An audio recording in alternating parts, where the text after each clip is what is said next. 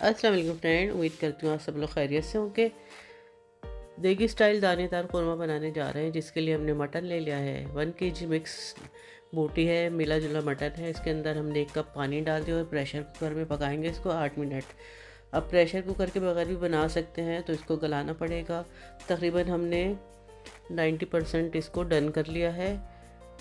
اب پیاز لے لیا ہم نے 250 گرام، ان کے سلائس کٹ کر لیے ہیں۔ پین میں گھی ڈالیں گے 1 کپ بھر کے، اور جیسے ہی میلٹ ہوگا گھی، اس کے اندر ہم پیاز ڈال دیں گے جو ہم نے سلائس میں کٹ کر لی تھی۔ اور پیاز کو ہم نے اتنی دیر فرائی کرنا ہے کہ اچھی سی گولڈن براؤن کرنی ہے، جلانی نہیں ہے، بالکل گولڈن براؤن کر کے ہم اس کو نکالیں گے۔ تو یہ دیکھ لیجئے اچھی سی گولڈن براؤن ہو گئی ہے پیاز۔ اب اس کو ہم نے نکال لینا ہے گھی میں سے، اور اس کو ہم نے ایک ڈش میں یا کسی بھی بڑے کھلے پلیٹر میں پھیلا دینا اچھی طرح، تاکہ یہ اچھی سی کرسپی ہو جائے۔ تو اس طرح سے ہم کھول دیں گے اس کو، جیسے جیسے ہوا لگے گی یہ کرسپی ہوتی جائے گی۔ اس کے بعد ہم ڈالیں گے 7 عدد ہری الائچی، 8 لونگے ڈالیں گے گھی میں، 1 دالچینی کی اسٹک ڈالیں گے، اور 12 سے 15 عدد بلیک پیپر ڈالیں گے۔ یہ قورمے والا گھی ہے وہی جس میں ہم نے پیاز فرائی کری تھی۔ 2 ٹیبل اسپون لہسن ادرک کا پیسٹ ڈال دیا ہے۔ 30-40 سیکنڈ اس کی بنائی کر لیں گے۔ پھر اس کے اندر ڈالیں گے ہم تھوڑا سا پانی، اس کے بعد ڈالیں گے لال مرچوں کا پاؤڈر 1 ٹیبل اسپون، ہلدی ڈالیں گے 1/4 ٹی اسپون، دھنیا پاؤڈر ڈالیں گے 1 ٹیبل اسپون، نمک ڈالیں گے 1 ٹی اسپون بھر کے، اور اچھا سا اس کو تھوڑا سا مکس کر لیں گے۔ تھوڑا سا پانی بھی ایڈ کر دیں گے تاکہ مسالہ جلے نہیں اور اچھی سی اس کی بنائی ہو جائے۔ اسی دوران ہم نے ایک مسالہ تیار کر لینا ہے، جس کے لیے ہم نے چھوٹی الائچیاں لے لی ہیں تقریباً 8 عدد، ایک ہم نے جائفل کا ٹکڑا لے لیا ہے، اور جاوتری لے لیا تھوڑی سی، تقریباً 1/4 ٹی اسپون جائفل چاہیے، پسی ہوئی 1/4 ٹی اسپون جاوتری چاہیے، اور دہی لے لیا ہم نے 250 گرام۔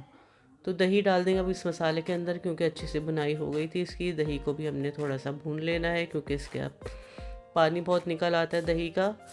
تو لو فلیم پہ ہم نے دہی ڈال دی ہے، اور اس کے بعد جب یہ دہی پکنے شروع ہو جائے گی تو اس کے اندر پیپریکا پاؤڈر ڈال دیں گے، یا دیگی 1 ٹی اسپون ڈالیں گے، اور اس سے بہت اچھا کلر آ جاتا ہے۔ یہ لازمی ڈالا کریں جب بھی کوئی دیگی سٹائل چیز بنائے، تو یہ زبردست سے اس کا کلر آ جائے گا۔ اس کے بعد ہم نے اس کی بھنائی کر لینی ہے، اور بھنائی کرنے کے بعد ہم نے ڈالنا ہے اس کے اندر ابلا ہوا گوشت جو ہم نے اچھی طرح گلا لیا تھا، اور ایک حصہ ہم نے اس کو رہنے دیا تھا جو اب کوک ہو جائے گا مسالوں کے ساتھ۔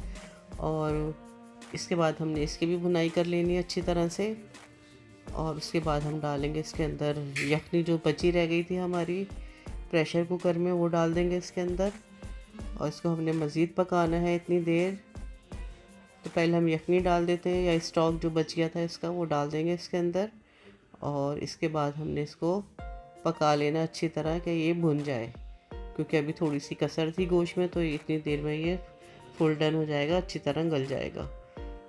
تو ڈھکن لگا دیں گے اور پانی ڈرائی کر لیں گے۔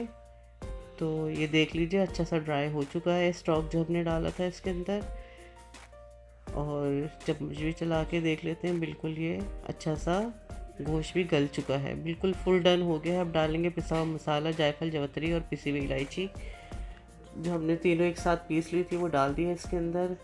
تھوڑا سا اس کو مکس کر لیں گے، اور مکس کرنے کے بعد اس کے اندر ڈالیں گے پیاز جو ہم نے لال کر لی تھی، اس کو میں نے فنگر سے کرش کیا ہے، مکسی میں نہیں پیسا ہے۔ اگر ہم اس کو مکسی میں پیسیں گے تو بالکل بھی دانے دار قورمہ نہیں بنے گا۔ دانے دار قورمے کی یہی خاصیت ہوتی ہے کہ اس کی جو پیاز ہے ہم اس کو اتنی کرسپی کر لیتے ہیں کہ وہ فنگر کی مدد سے چورا ہو جائے، اور جب ہم اس کا ڈالیں گے سالن میں تو اس کا دانہ بن جائے گا۔ تو اسی طرح ہم نے پیاز کرش کر کے ڈال دی ہے، اور بس اب ڈالیں گے لاسٹ میں گرم مسالہ پاؤڈر 1/2 ٹی اسپون، 1 منٹ کے لیے دم پہ رکھیں گے، اور پھر ہم اس کو ڈش آؤٹ کر لیں گے۔ تو یہ دیکھ لیجئے مزیدار سا دیگی دانے دار قورمہ تیار ہو چکا ہے، دیگی سٹائل ہے، بہت ہی مزیدار بنا ہے۔ گرم گرم روٹی کے ساتھ، نان کے ساتھ کھائیے۔ تو آئی ہوپ کہ آپ کو پسند آیا ہوگا، تو اپنا فیڈ بیک دیجیے گا۔ اپنا ڈھیر سارا خیال رکھیے گا۔ اللہ حافظ۔